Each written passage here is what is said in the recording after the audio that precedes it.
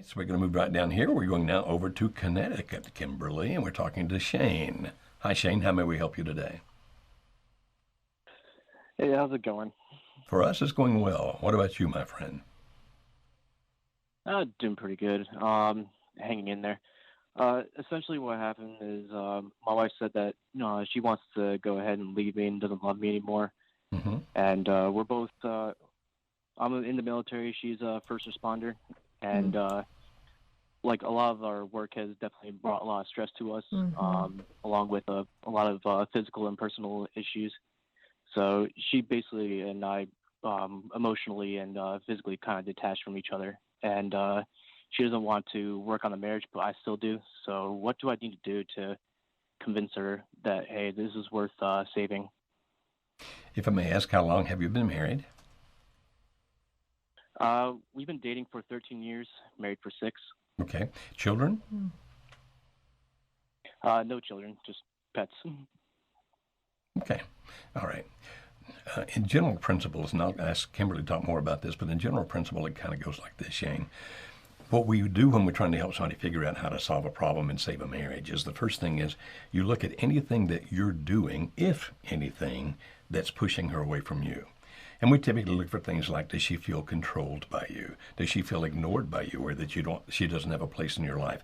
And so we look for things that we call major pushes, not just things that you're not perfect about, because nobody is, but major pushes. And if you're going to work on this and have any shot at it, the first thing you have to identify is, am I doing anything? That means you, buddy. Am I doing anything that really is pushing her away in a major kind of way, other than just frailties of humanity?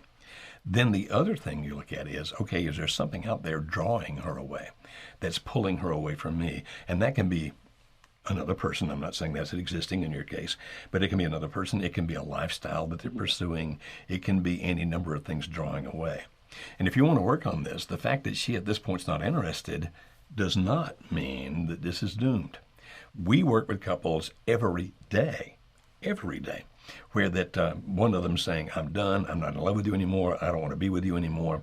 And yet over the years, and I've been doing this for 25 years, that's a long time, that we have seen an amazing amount of success if you become the best you can be. So what does that mean?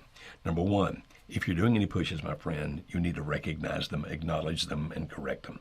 The second thing is then you do the things Right. that would draw her back toward you, not force her back toward you. Nobody wants to be forced to anything, but draw her back toward you, which means that we talk about things. I don't know how familiar you are with our material, but we talk about a thing called PIES: physical, intellectual, emotional, spiritual. You becoming the best that you can be.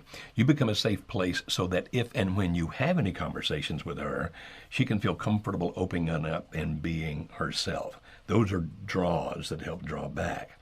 So the first thing I want you to hear is the fact that she doesn't want to do it does not mean it's hopeless. The second thing I want you to hear is that if you're doing any things that are major pushes, you need to figure those things out. And probably you can figure them out by paying attention to the things that she said before now. And then thirdly, become the best you can be. Now, Kimberly, I'm oversimplifying, but am I making that clear enough?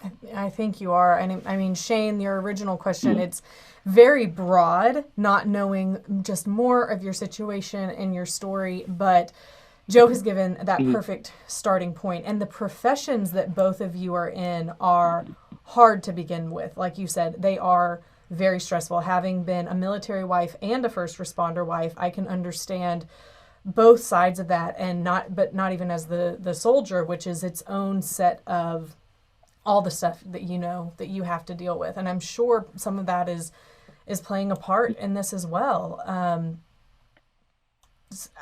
Yeah, My because heart the goes out last for six you. month deployment that I just got back from was pretty tough. Yeah.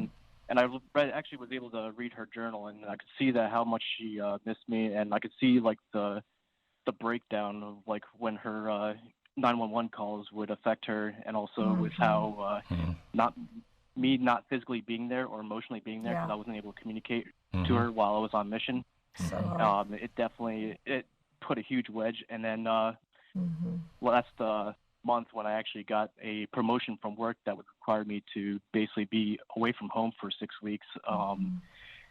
That's when it all went downhill for her, and she just kind of broke down and told me that, hey, I want out now. Mm-hmm. But you have a relatively recent information where she was missing you and wanted to be with you, right? You said you looked at the journals and those kinds of things. My friend, I would suggest very strongly, don't give up, don't push, don't force. Okay, you don't want to do that. But if you can, yeah, and I made that mistake within the first week, and so now I'm actually to the point where I'm like more backing off from her, letting her have her space, and I'm actually picking up like doing artwork, doing poems for myself to kind of get my mind off of things. That's really good.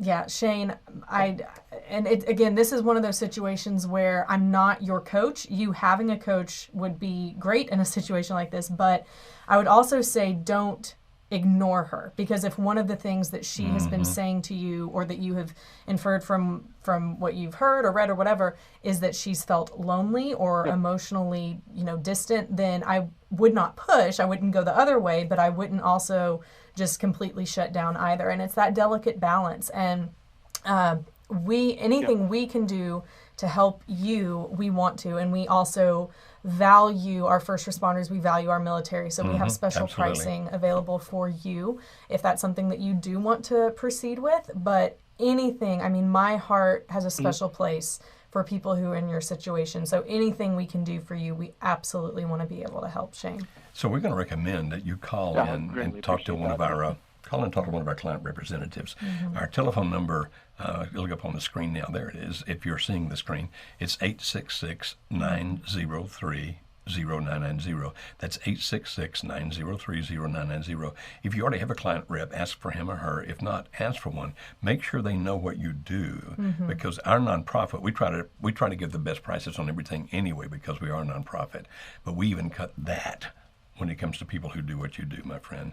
So please call them and see if there's some resources we can help you with, okay? All right, greatly appreciate it. All right, thank you very much.